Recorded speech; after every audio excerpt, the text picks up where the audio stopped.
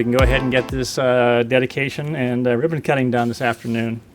I think most of you know that, but I am Mayor John Halo. It's my honor to officiate, and I'd like to first of all introduce some of our elected officials. We have Tim Garton, Ward 2. We got David Martin, Ward 3. We got Bronwyn, who's at large, and we got Rachel, who is our Ward 4 representative. So, gosh, we got 4 to 6. It's wonderful. So, anyway,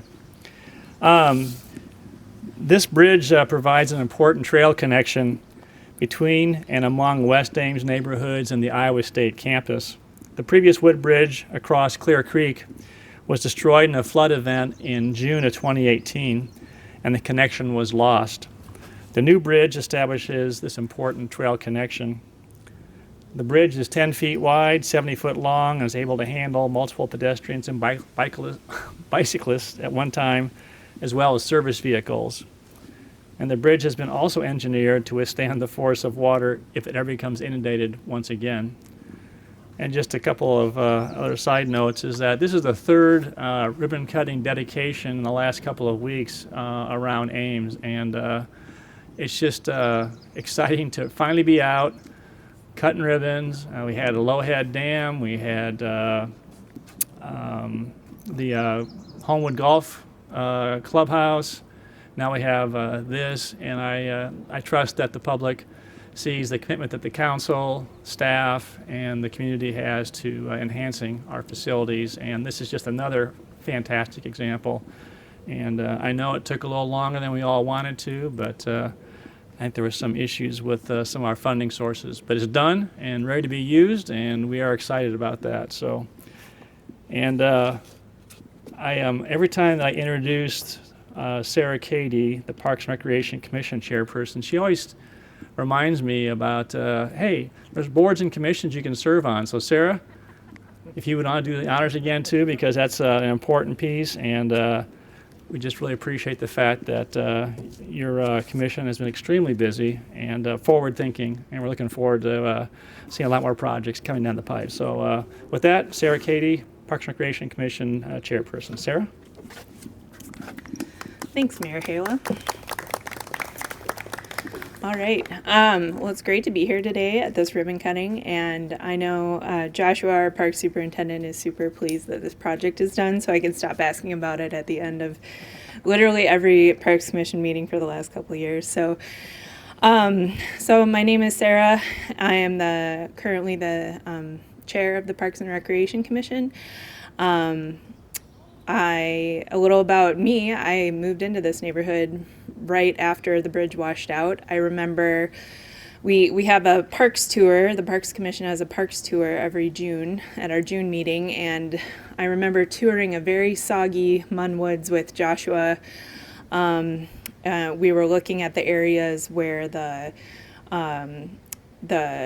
sanitary sewer would be rehabilitated, and then we came over to Munn Woods to look at the flood aftermath, and and so that was a very memorable meeting. I was in a car crash in March of 2018, and I had just started walking again in my walking boot like a couple weeks prior, and so we were walking down the slick stairs on the south side of Munn Woods, with me not too steady on my feet, and then one of our other commissioners had just finished chemo, my vice chair, Sarah Litwiller, and so both Sarahs were having a rough go of it that day, but we made it. So very memorable on the Parks Commission.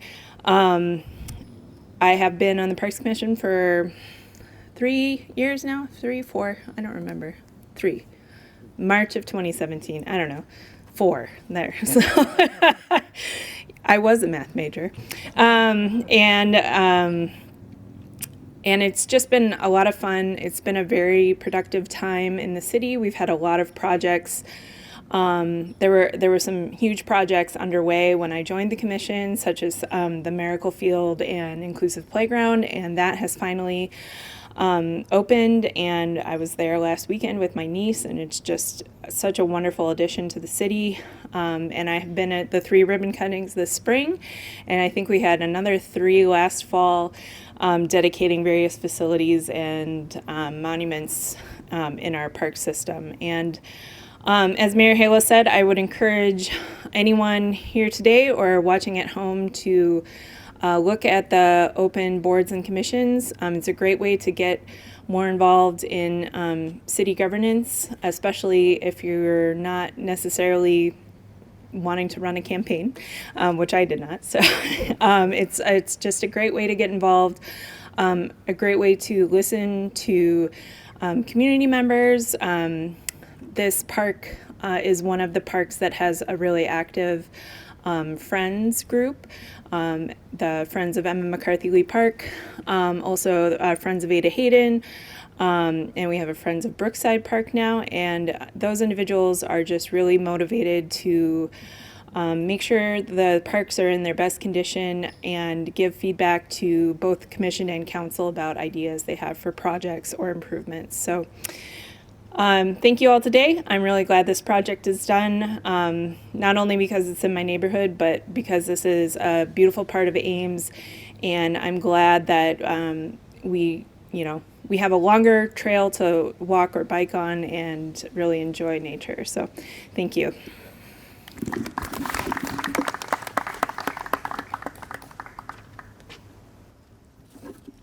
Thank you, Sarah.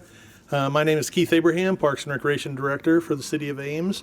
I will also mention we do have another commission member, Dwayne Reeves, here. So, Dwayne, thanks for coming. Oh, and I can't see behind. Oh, and Nicole Fannin, who's the newest member of our commission. And seeing as we didn't meet in April, she has yet to be at a meeting. So thanks for everybody for coming.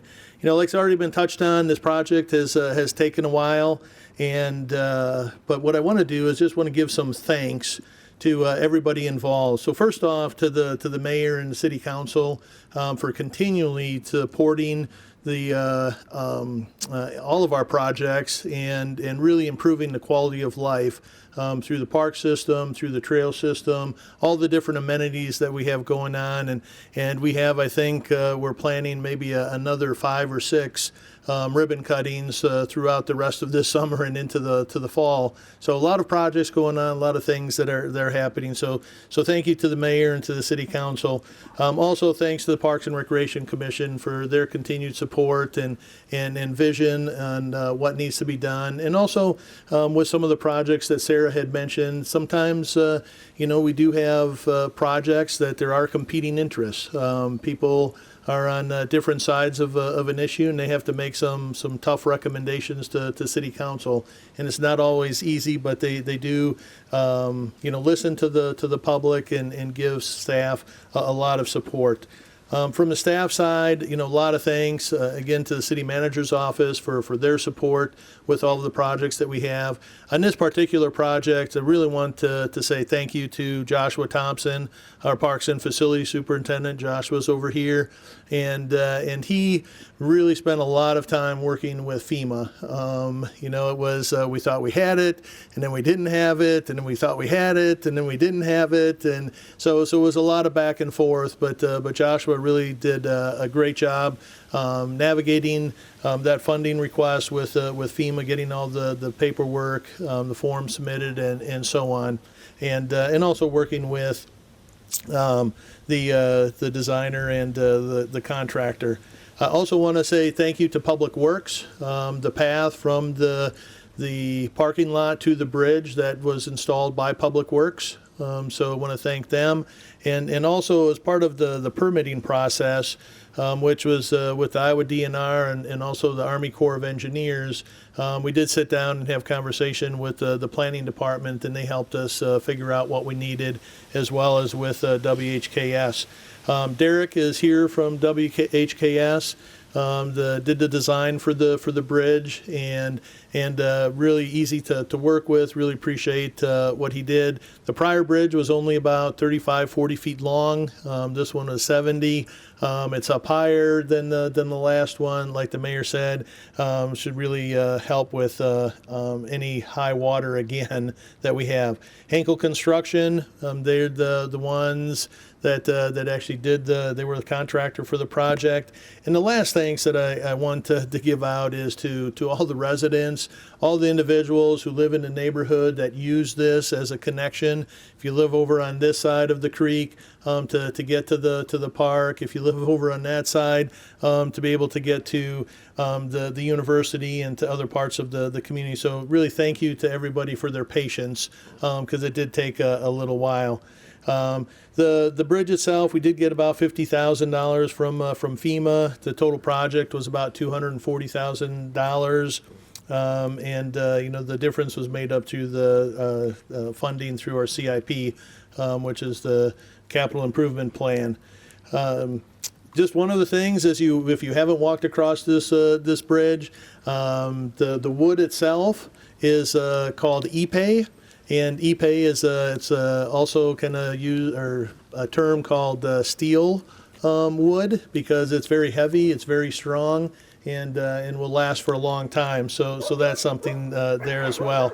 And I think with these few raindrops and so on, I think I'll stop there. Thanks everybody for coming. Thanks for Parks and Recreation Commission, Mayor and City Council, and everybody involved with this project. So at this point, what we'll do is we'll ask the mayor, commission members, council members to come on up, and we'll cut the ribbon.